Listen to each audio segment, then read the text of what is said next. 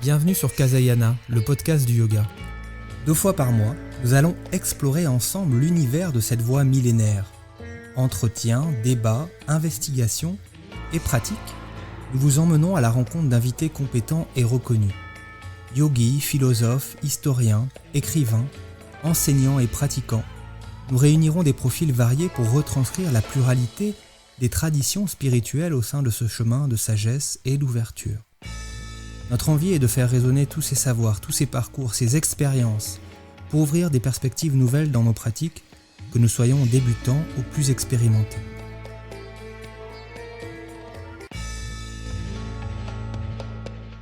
Bonjour à toutes et à tous. Nous voici réunis pour une nouvelle émission du podcast qui va prendre aujourd'hui la forme d'une enquête. Une enquête autour d'une question brûlante et directe. Le yoga peut-il soigner ? Bien sûr, l'interrogation est ici posée de façon très provocante, sans aucune nuance, et comme souvent dans l'émission, nous chercherons avec nos 3 invités à bien définir les contours du sujet abordé. Quel yoga parle-t-on ? Quelle définition peut-on donner de la santé ? Avant peut-être d'apporter une réponse qui ne sera certainement pas aussi nette que la question. Ces regards qualifiés, ce seront ceux de nos 3 invités du jour, le docteur Lionel Coudron, directeur de l'Institut de Yoga Thérapie, et celui de 2 thérapeutes que j'ai sélectionnés, l'ostéopathe et méditant Thomas Delavenne et le kinésithérapeute et yogathérapeute Boris Capdevielle, tous 2 pratiquants de yoga de longue date. Ensemble, nous essaierons aujourd'hui de comprendre comment la santé physique et la gestion du stress sont devenues, pour 75% des yogis en France, la première motivation de leur pratique. Voie spirituelle, voie de libération, voie philosophique, peut-être aussi à la base. À partir de quand le yoga a-t-il réellement pénétré ce domaine de la santé ? Le yoga est-il un outil de prévention, un outil de soin et de thérapie à part entière ? Sur quelle pathologie est-il efficace et comment ? Bref, comment les outils du yoga agissent sur le corps, sur le mental pour délivrer des bénéfices à la fois physiques, physiologiques et psychologiques qui sont eux-mêmes rarement remis en question par les pratiquants qui constatent effectivement ces bienfaits. Le yoga a-t-il finalement aujourd'hui sa place dans un véritable parcours de soins en complémentarité avec la médecine conventionnelle ? Voilà certaines des grandes questions qui jalonneront aujourd'hui l'émission et je vous souhaite à toutes et tous une très belle écoute. Chemin de libération spirituelle, point de vue philosophique sur l'humain et le monde qui l'entoure, né en Inde il y a plus de 2000 ans, le yoga est devenu en quelques décennies la pratique psychocorporelle la plus répandue dans le monde pour soutenir sa santé, entretenir son corps et gérer son stress. Internet foisonne aujourd'hui de vidéos, de séances de yoga pour renforcer son dos, booster son immunité, mieux digérer, mieux dormir, mieux gérer ses émotions, bref, aller mieux. Comme nous l'avons vu dans les précédents épisodes sur l'histoire du yoga, l'histoire antique notamment du yoga, cette vocation thérapeutique n'existait pas à l'origine. Pourtant, au fil des siècles, certains effets attendus des postures sur le corps, sur le mental, ont fait leur apparition dans les textes, notamment avec l'émergence du Hatha Yoga, ce qui a fait évoluer certaines approches de la pratique. Le XXe siècle notamment a marqué un virage important avec plusieurs yogis indiens qui ont véritablement développé cette dimension santé, bien sûr avec un angle holistique. Si la médecine conventionnelle, nous l'évoquerons, reste encore majoritairement prudente à ce sujet, de nombreuses études scientifiques, qualitatives, sont venues confirmer certains effets et donner une forme de crédibilité nouvelle, bien qu'encore chancelante, au yoga et aussi à la méditation dans l'univers de la santé. Nous aborderons ce sujet un peu plus tard dans l'émission. Alors si rien ou presque ne semble nous indiquer que les yogis de l'Inde ancienne pratiquaient effectivement le yoga pour des questions de santé, en tout cas la santé telle que nous la concevons aujourd'hui, j'ai quand même souhaité demander à Lionel Coudron si la question de la santé était pour lui déjà présente à cette époque d'émergence du yoga. Oui, elle existait déjà et à travers même les Yoga Sutras, on se rend compte que la description qu'ils font de l'état de mal-être existentiel est associée à des sensations corporelles et à des sensations ou à des réactions de type anxieuse, mal-être, troubles respiratoires, respiration bloquée, etc. Donc oui, les éléments sont associés. Si l'on restreint la notion de santé telle qu'on peut la concevoir aujourd'hui, je comprends qu'on puisse poser la question. Mais la perception était différente et on ne raisonnait pas en termes de santé, on raisonnait en termes de souffrance et de mal-être.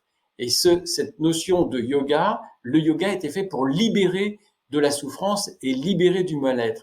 Et la question que se posent les êtres humains à cette époque-là, à partir du moment où on est conscient de sa vie, de sa mort et de la limitation de sa vie, ben c'est justement quelle est ma place dans l'univers et qu'est-ce qui fait que je souffre, qu'est-ce qui fait que je ne suis pas bien. Et cette souffrance, elle est aussi bien physique que morale. Et le yoga, c'est un moyen de se libérer de la souffrance corrélée à l'existence même de la vie. Qu'il n'y a pas une séparation franche entre santé ou système qui nous permet de maintenir notre état de santé et démarche spirituelle. Pour moi, c'est intimement lié. Si pour le docteur Coudron, la question de la santé était finalement déjà à l'esprit des yogis lors de la rédaction des Yoga Sutras, d'autres chercheurs, et notamment des historiens comme Alexandre Astier, que j'avais eu le plaisir de recevoir lors du second épisode de la saison, considèrent plutôt que le sujet de la santé, au sens plus strict, ne figurait pas parmi les objectifs du yoga de l'Inde ancienne. Pour eux, c'est une orientation plus moderne, plus récente de la pratique, avec une visée thérapeutique qui va émerger clairement au XXe siècle. On s'aperçoit ici que la réponse à cette question va clairement dépendre de la façon dont on définit lui-même le concept de santé, et c'est ce qu'a souhaité rappeler en préambule de l'émission l'ostéopathe Thomas Delavenne. Je veux juste préciser que je connais rien à la yoga-thérapie en tant que telle. Moi, je vais donc apporter mes réponses avec mon regard d'ostéopathe qui par ailleurs pratique le yoga depuis un certain temps et du coup l'intègre aussi parfois dans les conseils que je peux apporter à mes patients. Donc, je crois que pour répondre à cette question, il faudrait d'abord redéfinir la santé, puisqu'on peut la comprendre de différentes manières. Si on reprend la définition de l'Organisation mondiale de la santé est un état de complet bien-être physique, mental et social, et qui ne consiste pas seulement en une absence de maladie ou d'infirmité, ce qui est une belle définition. Après, si on regarde un petit peu plus dans les faits, là je parle de mon point de vue d'ostéopathe, il me semble que la médecine conventionnelle est pas forcément toujours dans un rapport à la santé de ce point-là, puisqu'elle s'intéresse quand même la plupart du temps à la maladie, aux symptômes. Elle cherche un petit peu à combattre ces maladies, ces symptômes, sans forcément chercher à promouvoir de la santé en tant que telle.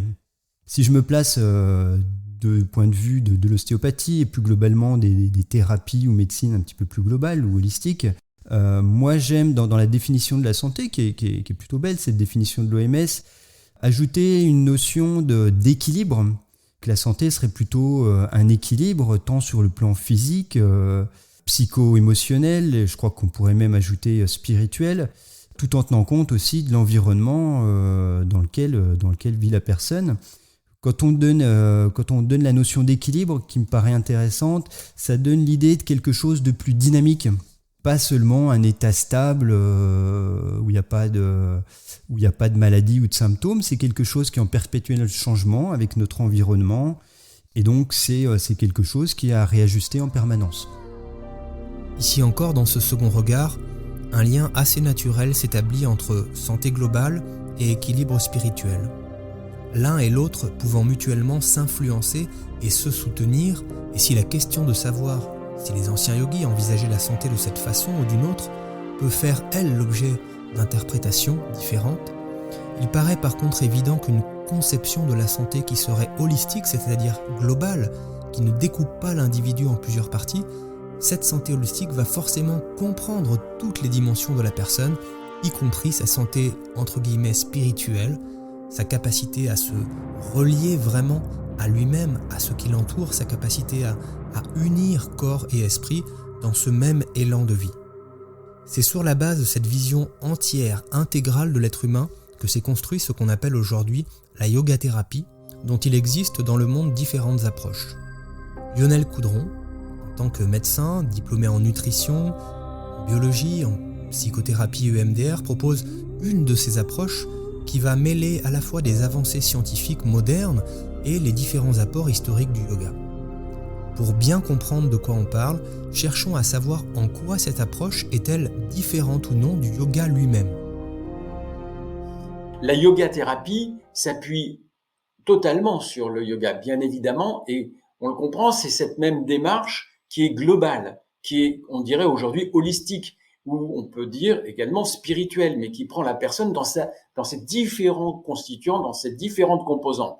Et c'est cela en quoi la yoga-thérapie est directement du yoga, puisqu'elle va avoir recours à des postures, à des respirations, à des nettoyages, à des méditations, à des relaxations qui font partie intégrante du yoga, et avec également cette notion de lien, de relier les différentes parties qui sont en nous et de relier la personne également à son entourage pour être mieux connecté avec son entourage. Et c'est pas un mot en l'air, c'est vraiment du concret, c'est du pratique, c'est du vécu, et c'est comme cela que le traduisent les patients, les élèves.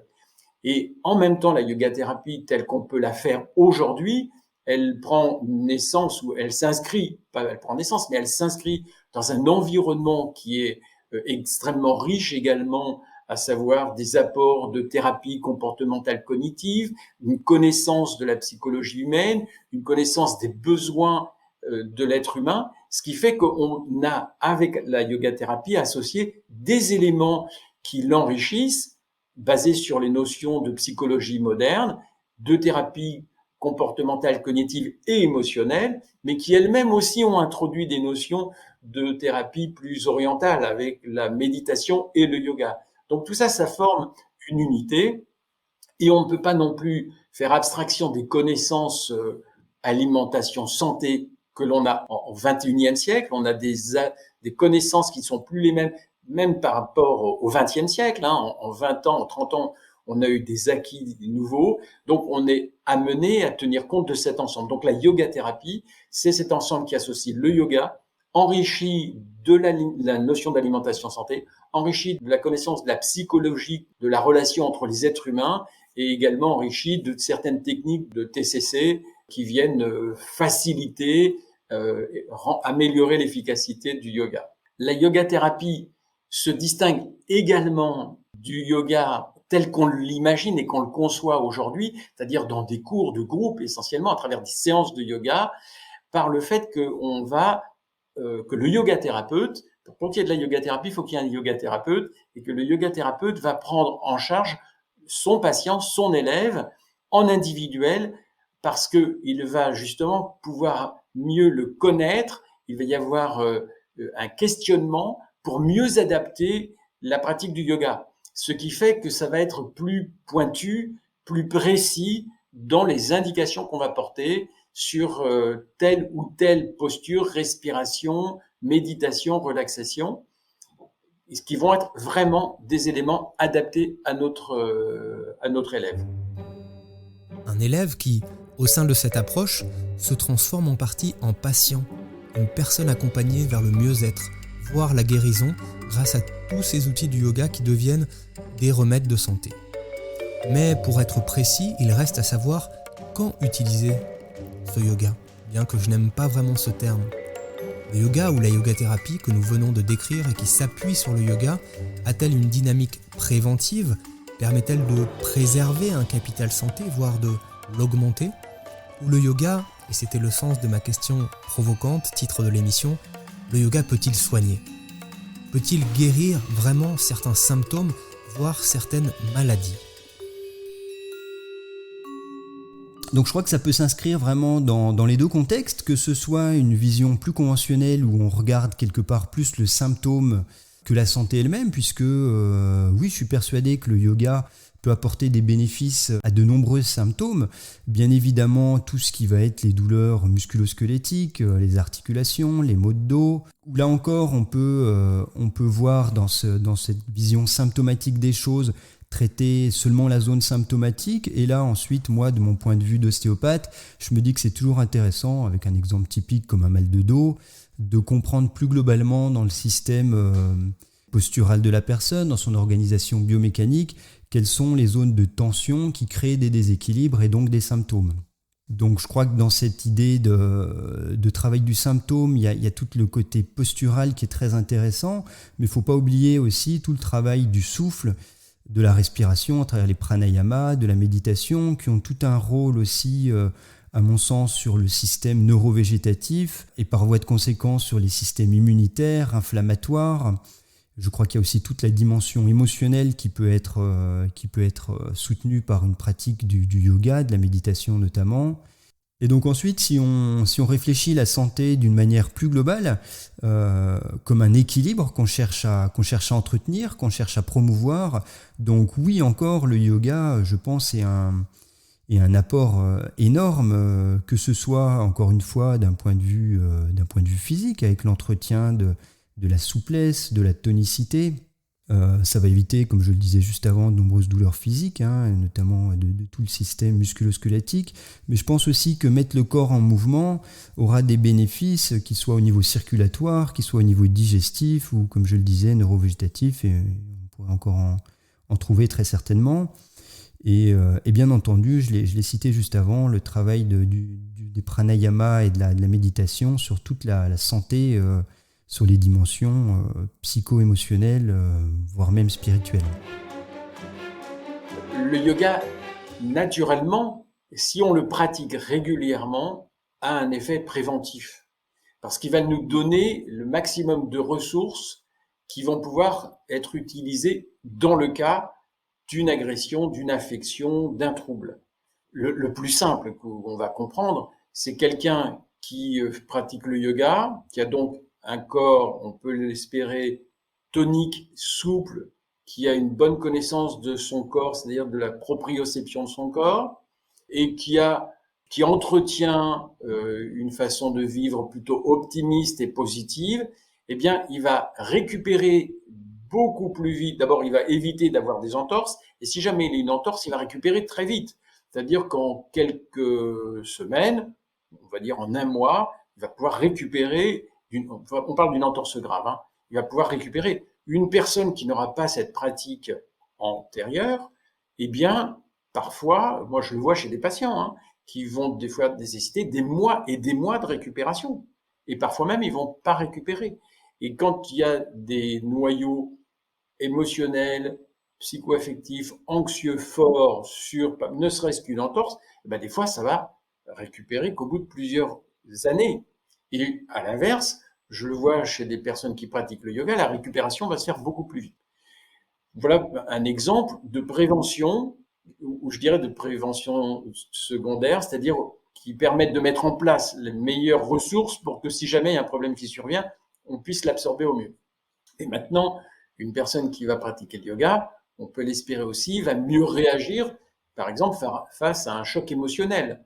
Elle va avoir des ressources qui vont lui permettre de mieux digérer ce qui se passe, pour utiliser le terme connu, être plus résiliente face à un trauma, que ce soit physique ou que ce soit psychologique. De l'autre côté, il y a des possibilités de guérison selon ce à quoi on s'adresse. On va redonner de la souplesse au corps, on va redonner de l'intelligence au corps, on va redonner une capacité de réaction émotionnelle à la personne, et de ce fait, on va la mettre dans les meilleures conditions pour la libérer de sa dépression, la libérer de son anxiété de performance, pour la libérer de son asthme, pour la libérer de ses réactions allergiques, pour rétablir une meilleure réaction au niveau de son corps et éviter, par exemple, qu'il y ait un processus d'inflammation qui entretienne des pathologies chroniques. Donc oui, il y a d'un côté de la prévention à tous les niveaux pour éviter de tomber malade, de la prévention pour faire qu'on récupère plus vite si on tombe malade ou qu'on a un accident, et puis quand on n'a pas pratiqué le yoga en anticipation, eh bien à ce moment-là, la prise en charge va permettre d'adapter de façon ciblée. Alors là, on va utiliser des exercices plus ciblés pour redonner à cette personne les capacités de mieux traiter son trouble. Justement, on va rentrer un peu plus dans la vision de nos trois thérapeutes, tous trois largement initiés au yoga, sur les effets concrets de la pratique du yoga sur le corps et sur le mental. Comment le yoga agit sur l'être humain ? Écoutons les regards de nos trois invités avec leur vision à la fois médicale, mais aussi ce qu'ils tirent de leurs propres expériences et de leurs propres pratiques. Alors, chacune de ces approches du yoga, qu'elles soient posturales, respiratoires, méditatives, relaxation ou des nettoyages, en fait, vont s'adresser par une porte d'entrée à une dimension de notre être, soit plus physique, soit plus émotionnelle, soit plus cognitive, mais en réalité, encore une fois, il y a une interaction entre les différents éléments. Mais on va de toute façon, dans tous les cas, et ça va être le travail du yoga thérapeute, c'est son premier travail, d'identifier, ou plus exactement d'aider le patient à identifier dans quel état il se trouve. Or, le yoga, c'est un travail sur l'état dans lequel on est. C'est de nous permettre de passer d'un état à un autre état. Et cet état, il est composé de multiples variables dans notre corps qui sont le corps lui-même, les sensations du corps, la fréquence respiratoire, l'amplitude respiratoire, l'état des pensées qui circulent. Et tout ça, ça définit une ambiance, ce que nous, on appelle un état dans le yoga. Et c'est sur cet état qu'on va travailler et qu'on va agir comme une glaise qu'on va modeler. Et pour cela, on va utiliser aussi bien des postures qui vont travailler le corps plus précisément et qui vont pouvoir agir soit en modifiant les sensations dans le corps, soit en agissant sur la respiration. Et la respiration va agir sur le corps, mais aussi sur la fréquence respiratoire parce qu'on peut la contrôler. Et les pensées vont aussi avoir un impact sur le ressenti dans le corps et sur la respiration. Donc, tout ça, c'est en interaction. Mais l'objectif du yoga thérapeute, c'est celui du yoga qui est d'amener chez le patient une sensation de plus grande fluidité, une sensation qui va se traduire dans son corps par un ressenti agréable. Déjà, premier point, de sentir qu'il est dans son corps et qu'il est vivant dans son corps. Ça vous paraît peut-être une évidence, mais beaucoup de personnes vivent en dehors de leur corps ou ne sont pas connectés à leur corps. Je ne parle même pas des pathologies où les gens ont vraiment l'impression de flotter, ils ne sont pas du tout ancrés. Et je parle du commun des mortels. On ne se rend pas compte qu'on est vraiment impliqué dans notre corps et que le corps, c'est notre espace de vie dans lequel on doit vivre. Et beaucoup de personnes n'appréhendent pas du tout ce corps, voire le fuient, en ont peur, ne se sentent pas bien dedans, vont le ressentir à travers le mal-être, ce que les yogis vont traduire par des zones de blocage qu'on appelle les chakras, qui vont se traduire par des sensations de blocage, de tension, de crispation. Par exemple, le nœud à la gorge nouée, quand on s'étrangle, quand on a du mal à avaler, quand ici où la nuque est crispée, tendue, douloureuse, à tout ça, on va appeler ça Vishuddha, c'est une zone de passage, et ça indique qu'il y a un manque de circulation, de fluidité dans ce corps. Eh bien, en tant que yoga thérapeute, on va aider notre élève à retrouver de la fluidité, de se libérer de son cou qui est noué, de sa gorge qui est nouée. J'aurais pu donner l'exemple de l'oppression thoracique, du ventre qui est bloqué, mais ça peut être aussi les fesses serrées, ça peut être aussi un dos qui est crispé. Tout ça, ça peut prendre multiples formes. Sauf que quand on observe cliniquement ce qui se passe, on peut l'associer à différentes zones du corps. Donc, l'objectif, c'est bien celui-là, c'est de ramener dans ce corps de la fluidité. Et pour cela, on utilise les outils dont on a parlé tout à l'heure, posture, respiration, relaxation, méditation, nettoyage, mais aussi l'observation de ce qui se passe à l'intérieur pour permettre d'identifier précisément sur quelle région on va travailler. Si c'est le cou, c'est pas la nuque, la gorge, c'est pas la même chose que si c'est le ventre qui est noué, etc. En ostéopathie, on s'intéresse à nos principes qu'on appelle le lien entre structure et fonction. Quand on dit ça, on s'intéresse à la structure anatomique, qu'elle soit un muscle, une articulation, un tendon, un fascia, ou quelque part n'importe quelle structure anatomique du corps. Et on s'aperçoit que si cette structure possède une bonne mobilité, une bonne élasticité, une bonne texture, une bonne vitalité, eh ben elle va bien fonctionner et vice-versa. Donc ce bon fonctionnement va être vrai tant d'un point de vue d'articulation, mais ça sera vrai pour des systèmes vasculaires, des systèmes viscéraux, qui soient digestifs, qui soient ventilatoires, sur toute notre fonction nerveuse et notamment neurovégétative. Et c'est pour ça que, bien entendu, le yoga qui va remettre le corps en mouvement pourra amener les mêmes types de bénéfices que nos manipulations en ostéo qui vont remettre le corps et les tissus en mouvement. Puisque on se rend compte, nous, en tant qu'ostéopathes, que la santé, c'est quelque chose de concret. C'est pas seulement une absence de maladie, c'est vraiment palpable. Un tissu qui est en bonne santé, un corps qui est en bonne santé, il va exprimer une vitalité, une élasticité dans ses tissus. Et c'est quelque chose vraiment que la pratique de yoga peut soutenir, que ce soit dans le ressenti. On va se rendre compte de telle ou telle zone qui bouge pas bien, qui fonctionne pas bien. Et en appliquant des postures, des techniques respiratoires, des méditations, on va redonner de la mobilité, de la vitalité à ces choses-là, ce qui sera donc favorable à leur fonctionnement. Il y a aussi, je pense, dans le travail du yoga, tout un travail de schéma corporel, un affinement du ressenti du corps. Je crois que beaucoup de gens dans notre société sont coupés de leurs sensations. Et en remettant ce corps en avant, dans les ressentis, ça nous ramène à plus de justesse dans notre vie pour promouvoir notre propre santé. Une autre dimension dans cette vision du yoga, qui est aussi très importante de mon point de vue d'ostéopathe, c'est toute la sphère psycho-émotionnelle qui a un impact majeur sur notre corps et sur notre santé.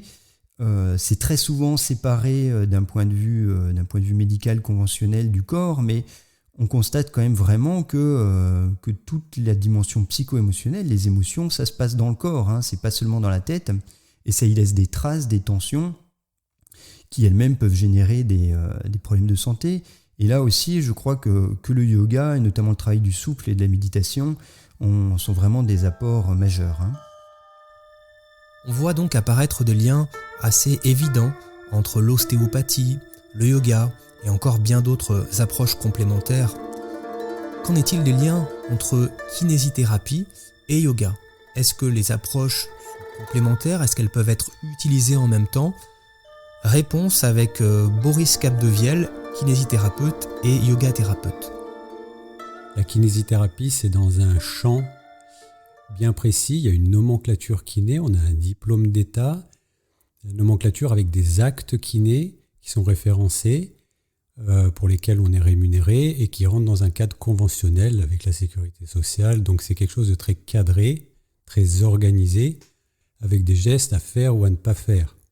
Et en aucun cas, la yoga-thérapie ne peut rentrer dans la nomenclature de la kiné, même s'il y a des outils, on le verra, qui peuvent être utilisés chez l'un et chez l'autre, mais dans l'ensemble, pour être très clair, la yoga-thérapie est une technique un peu à l'instar de l'ostéopathie ou d'autres techniques complémentaires, non conventionnelles, donc il n'y a pas de mélange à proprement dit.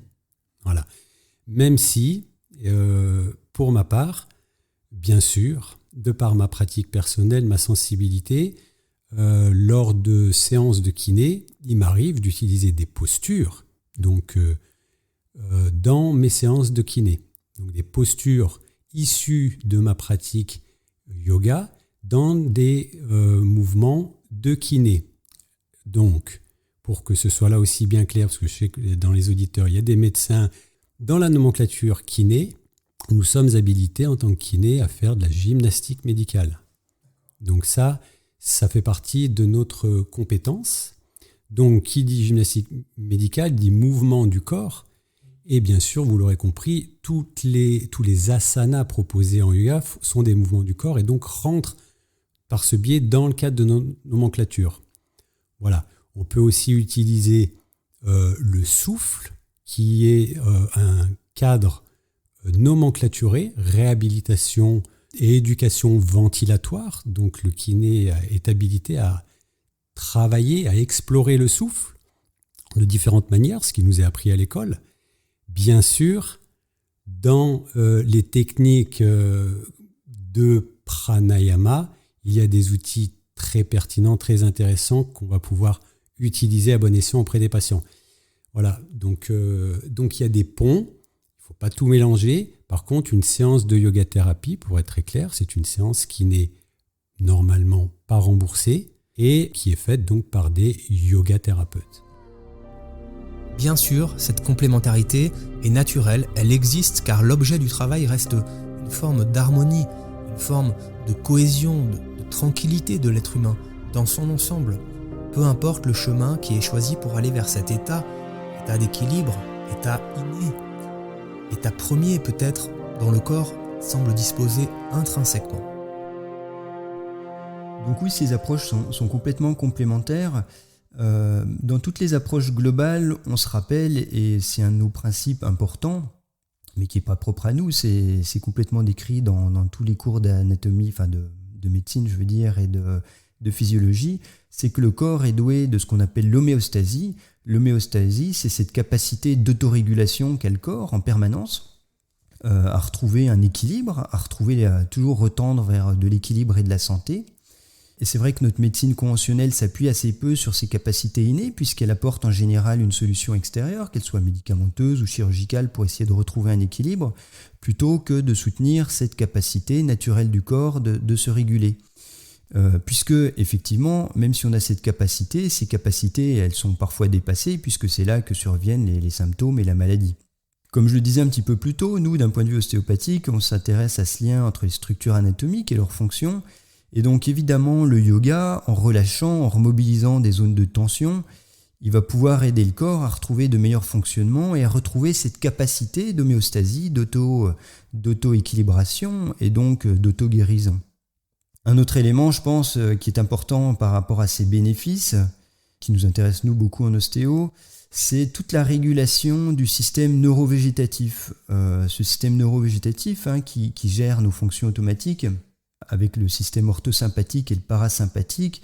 Le yoga, je pense, dans beaucoup de pratiques, va amener le corps dans un système nerveux qu'on appelle parasympathique. C'est ce système qui est vraiment clé dans tous les phénomènes de régulation du corps, qui soient immunitaires, que ce soit la régénération, la récupération, la cicatrisation.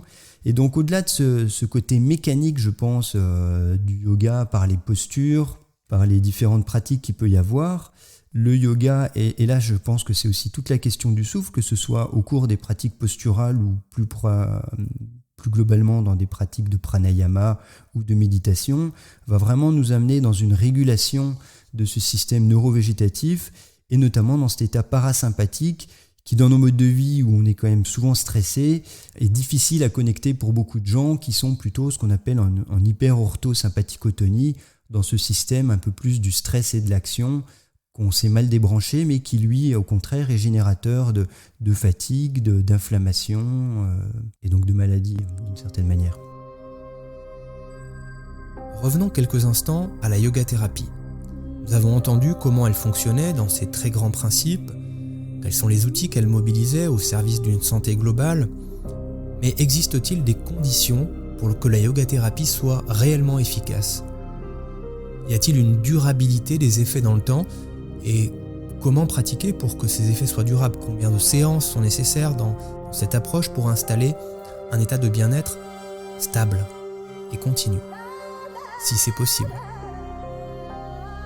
Une fois que l'on a bien défini ce sur quoi on va travailler et ce sur quoi on va se concentrer, on comprend qu'on va travailler sur l'état dans lequel on est.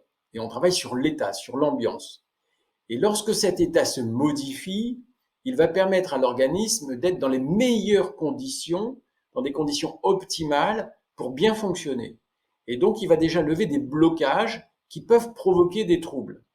Que ce soit des troubles psychologiques, que ce soit des troubles psychosomatiques, ou que ce soit la dimension émotionnelle qui peut majorer, entretenir ou aggraver des troubles, même d'origine purement physique. Ce qui fait que, en fait, on ne peut pas dire que le yoga va pouvoir guérir telle ou telle pathologie, mais il nous met dans les meilleures conditions pour permettre à notre organisme de développer au mieux ses propres ressources. Et ce que l'on constate, c'est qu'en faisant cela, selon l'indication, puisqu'on est en yoga-thérapie, donc il y a des raisons pour lesquelles les patients viennent, avec des pathologies, des étiquettes bien précises, mais ça ne change rien à la façon d'aborder les choses, qu'on vienne avec un asthme, qu'on vienne avec un ulcère d'estomac, qu'on vienne avec une personne qui est suivie pour un cancer avec des métastases, que l'on soit pour une lombalgie chronique, que l'on prenne en charge une dépression, que l'on prenne en charge une anxiété, quelle qu'en soit l'étiquette, on va travailler de la façon dont je vous parlais tout à l'heure, c'est-à-dire sur le vécu, le ressenti et les réactions dans le corps. Et bien ça, on a des réactions et des effets immédiats. C'est-à-dire que dès la première séance de mise en application, le patient va sentir quelque chose qui se passe, va sentir, souvent avec ses mots, il va dire « je sens comme libéré d'un poids, c'est plus agréable, je respire mieux, je me sens mieux ». Donc ça, on sait qu'on est dans la bonne direction.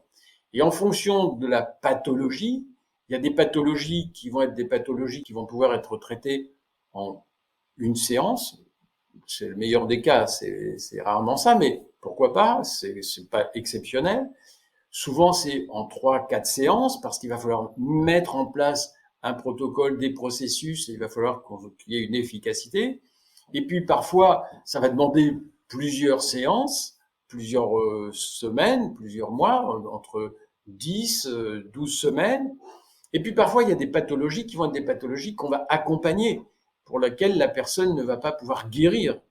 Donc, il y a, selon les troubles, et c'est justement l'objet de la formation en yoga-thérapie, c'est de savoir quelle va être la capacité, les possibilités qu'on va avoir sur telle pathologie plutôt que sur telle autre, et comment on doit faire. Est-ce qu'on peut arriver à traiter la cause, libérer de la cause qui provoque ce trouble, ou est-ce que l'on va simplement pouvoir accompagner? Exemple, pour une personne qui a une dépression chronique, on peut très bien l'accompagner sur plusieurs années, parce que la personne ne pourra pas guérir pour X ou Y raison, on ne va pas rentrer dans tous les détails.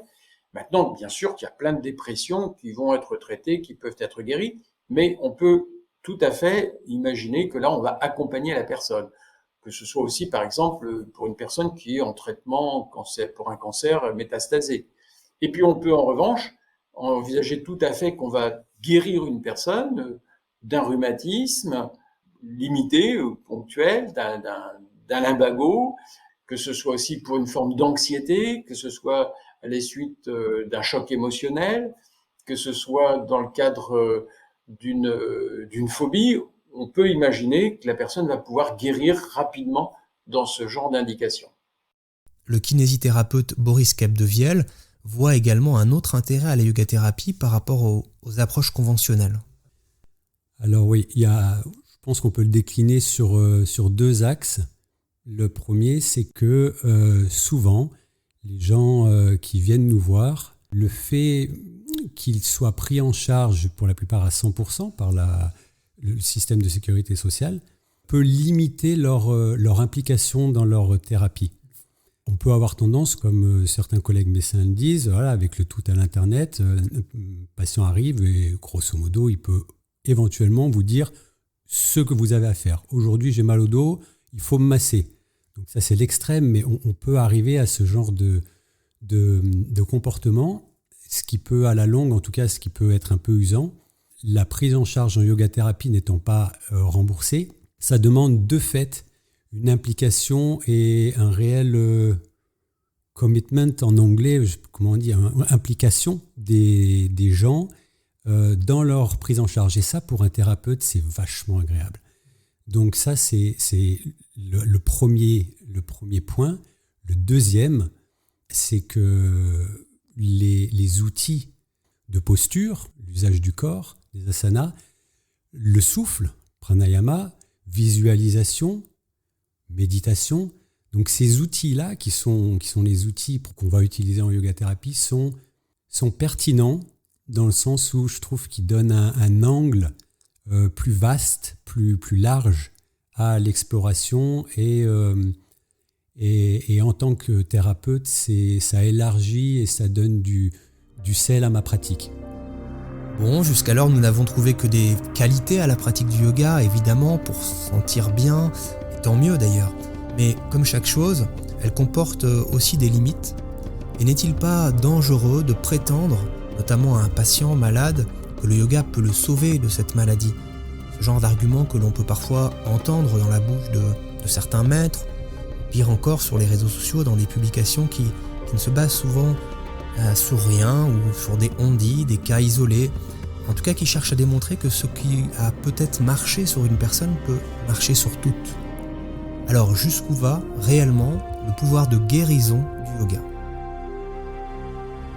Alors c'est un peu la question piège. Est-ce qu'on peut éviter toute maladie? Je crois que ce serait un petit peu exagéré de dire ça. Si je me fais l'avocat du diable, je pense que tous les yogis, même les grands yogis de l'Himalaya, finissent tous par tomber malades et à mourir a priori. Je crois quand même que, plaisanterie mise à part, les capacités d'autorégulation et d'auto-guérison du corps sont très vastes. Malheureusement, c'est un peu le problème avec notre médecine. Ces phénomènes sont souvent assimilés à ce qu'on appelle le placebo dans les études médicales et qui est considéré comme un biais et donc qui n'est pas vraiment étudié en tant que tel. Donc on n'a pas forcément de support scientifique pour valider et pour estimer jusqu'où peuvent aller ces capacités. Pour autant, je suis quand même souvent surpris et émerveillé de la capacité du corps quand on le soutient, moi que ce soit dans ma pratique ostéopathique ou que ce soit dans des pratiques de yoga, par cette capacité à retrouver la santé ou dans des cas plus sérieux, plus graves, à retrouver beaucoup plus de confort dans la vie. Il ne faudrait pas penser pour autant que le yoga peut tout guérir. C'est impossible. On est mortel, on le sait. Mais à défaut de tout guérir, il faut bien comprendre que ça ne veut pas dire que le yoga ne puisse pas apporter une aide dans la grande majorité des circonstances. Et ça ne veut pas dire qu'il va pouvoir guérir. Le meilleur exemple, et franchement ça c'est très important de le comprendre, mais je pense que tout le monde le comprend, c'est quelqu'un qui a un cancer. Aujourd'hui, c'est une maladie, lorsque le cancer se déclare, qui, de façon naturelle, évolutive, évolue vers un développement de la masse cancéreuse et se termine de façon inévitable par la mort. Ça, c'est l'évolution naturelle et normale de tout cancer aujourd'hui. Alors, évidemment, il peut y avoir un laps de temps, mais quand la masse est suffisamment développée, l'évolution, c'est celle-ci. Donc, ça ne viendrait à l'idée de personne de se dire, aujourd'hui, vous faites du yoga et on va guérir votre cancer. C'est totalement faux. En revanche, alors j'ai pris l'exemple caricatural, mais ça peut être vrai aussi pour d'autres pathologies. La dépression, par exemple. Le yoga ne peut pas guérir toutes les formes de dépression et parfois on peut être amené à utiliser des traitements associés pour guérir, pour aider une personne qui souffre. Parce que l'objectif, quel est-il? De toute façon, c'est le même que celui du yoga ou de la médecine, c'est d'aider un patient qui souffre, mais pas un patient, un être humain qui souffre, une personne qui souffre, à se libérer de sa souffrance, à atténuer sa souffrance et à aller mieux. Donc, on ne va pas avoir des œillères, et si l'on peut aider une personne à aller mieux parce qu'il y a un traitement qui peut l'aider à aller mieux, eh bien, comme toujours en médecine, on fait la part du pour et du contre, et on va l'aider à avoir un traitement. Donc, en yoga thérapie, ce qui est indispensable avant toute chose, c'est déjà qu'on ait un diagnostic. Et un diagnostic, aujourd'hui, eh bien, il faut un médecin pour le poser. Je suis désolé, mais ça c'est clair, c'est net, c'est précis. On ne pose pas de diagnostic. La seule personne habilitée à poser un diagnostic, c'est un médecin. Alors, évidemment, vous avez un peu mal au front depuis toujours, on n'a pas besoin d'aller voir un médecin pour aller voir un yoga thérapeute et dire on a une céphalée de tension, c'est banal, c'est clair.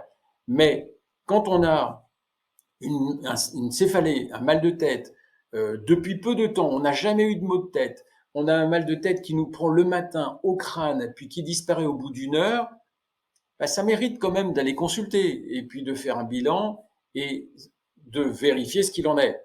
Alors, ça veut pas dire qu'il faille aller chez son médecin à tout bout de champ, mais ça veut dire que quand on va proposer un soin, la yoga thérapie s'inscrit dans un système de soins général, dans un système de santé générale, en partenariat avec les autres acteurs de santé. Moi, je place le yoga thérapeute au centre. Donc, pour moi, ça ne pose pas de problème. Parce que je pense qu'effectivement, il peut apporter des réponses de façon souvent étonnante, positive, bénéfique, et que ça devrait être un acteur de santé bien plus impliqué dans la grande majorité des cas. Mais pas coupé des autres, pas coupé de l'ergothérapeute, du physiothérapeute, kinésithérapeute, du psychothérapeute, du médecin, on l'a dit, du chirurgien, de l'infirmier, de l'orthophoniste, de l'orthodontiste, du psychomotricien. Je veux dire, c'est des équipes de soins. Chacun apporte une dimension importante. Je trouve que le yoga thérapeute va apporter une dimension essentielle parce qu'il a une vision qui est globale et qui permet d'aller au cœur de l'être humain. Alors vous allez me dire, même le psychologue il le fait aussi, pas de la même façon, pas avec les mêmes outils, pas avec les mêmes propositions. Il va aller au cœur de l'être humain pour l'aider à assouplir son articulation. Vous allez me dire, le kiné le fait. Ben non, pas de la même façon. Il va avoir une autre approche. Le yoga thérapeute va avoir une approche globale avec l'étirement, le mouvement, mais aussi le souffle, la concentration en fonction de l'émotion qui est vécue et de l'état dans lequel on est. Donc, il y a une dimension particulière, mais le yoga, c'est lien, et donc c'est aussi en lien avec les autres partenaires de santé et pas dissocié, coupé, pensant qu'on peut tout guérir et tout soigner. Ce n'est pas... Alors, on peut tout soigner, c'est-à-dire on va amener des soins, on va accompagner, mais pas tout guérir. Il faut travailler en partenariat. La place du yoga dans le parcours de soins sera l'un des sujets que nous évoquerons lors du prochain épisode. Nous rentrerons aussi davantage dans l'expérience de nos 3 invités avec des patients, avec des exemples concrets dans lesquels ils utilisent les outils du yoga et constatent l'intérêt d'utiliser ces outils. On observera donc ce qui est constaté chez des élèves, chez des patients qui vont s'engager dans une pratique régulière ou non. Nous regarderons aussi si le yoga est efficace et comment il agit face à des maladies chroniques installées de longue date. Voilà, c'est la fin de cet épisode. Merci déjà à nos 3 invités pour ce premier temps de partage. Nous les retrouverons d'ici quelques jours pour la suite de cette enquête. Et merci également à vous pour votre écoute. Je vous souhaite à toutes et à tous une excellente journée.